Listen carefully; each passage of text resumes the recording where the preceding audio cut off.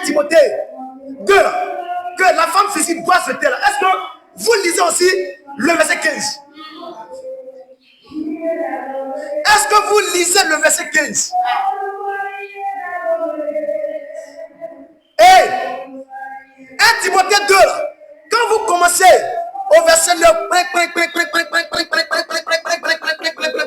mais est-ce que dans votre tête là-haut, est-ce que vous lisez, ou bien vous avez lu le verset 15? Reprends. Le verset 15. Chap, chap. 1 Timothée 2. Oui. À partir du verset 15. Oui. Elle sera néanmoins sauvée. Elle sera néanmoins sauvée. En devenant mère. Et en devenant mère.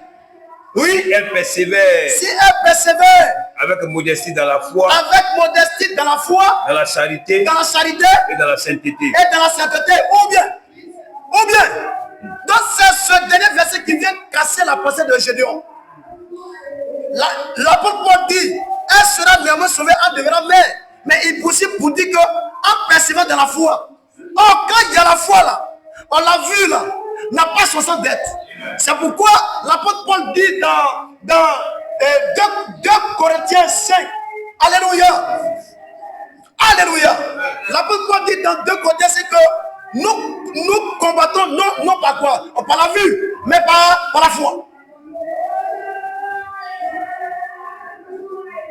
Et le même Paul dit dans Éphésiens 6, le combat n'est pas orienté contre la chair et quoi, et le sang.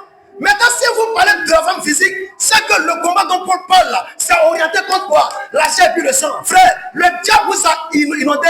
C'est une preuve que vous n'êtes pas encore sauvé. Alléluia. Alléluia.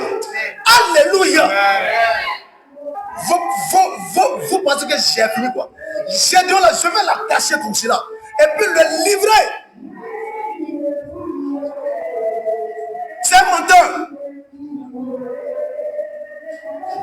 Donc je suis en train d'abord d'expliquer que si ce passage là c'est dans l'apparence quoi extérieure, on sait que ceux qui s'appuient sur ça pour se justifier, c'est que leur justificatif a un problème.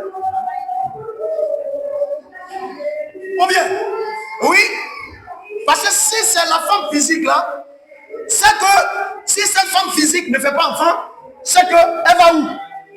Elle va en faire parce que l'apôtre Paul dit, elle sera néanmoins sauvée en devenant quoi? Mais c'est que les femmes célibataires vont où? Alors fait quand bien même qu'elles ont cru en Jésus. Pourquoi? Parce qu'une femme célibataire, c'est une femme qui n'est pas encore mariée. Or, pour faire enfant, il faut être marié pour recevoir la semence de ton mari. Ou bien, c'est que Gédéon en lui-même la crédibilité de Paul. Parce que Paul dit, en raison des temps difficiles, il est important pour l'homme de ne pas toucher les femmes. Et aussi, il est important pour la femme de ne pas toucher qui? Donc, ou bien, maintenant pour celui qui ne peut pas toucher de femmes, comment il va faire enfant? Il y a problème.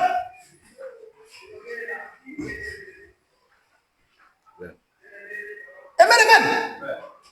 Il y a problème.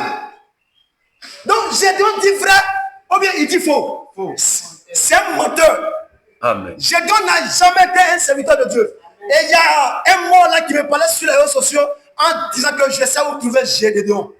Gédéon est déjà rassasié. Si vous êtes instruit dans la parole écrite là, quand vous lisez bien Jean chapitre 2 là, Jésus n'est pas venu en premier aux noces de Cana, ou bien Jésus était venu à la dernière heure. Et quand Jésus était là, quand Jésus était venu, il y avait déjà un faux vin que les invités ont bu. Ou bien.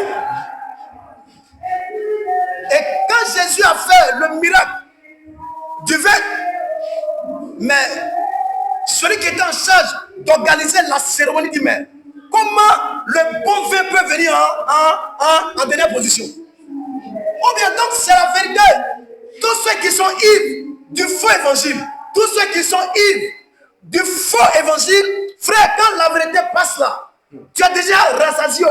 Ça ne peut plus t'intéresser. Tout ce que tu as fait, c'est de fouler aux pieds. C'est pourquoi Jésus dit, on ne donne pas la nourriture sainte à qui? Aux chiens.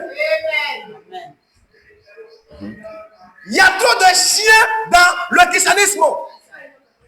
Amen. Il y a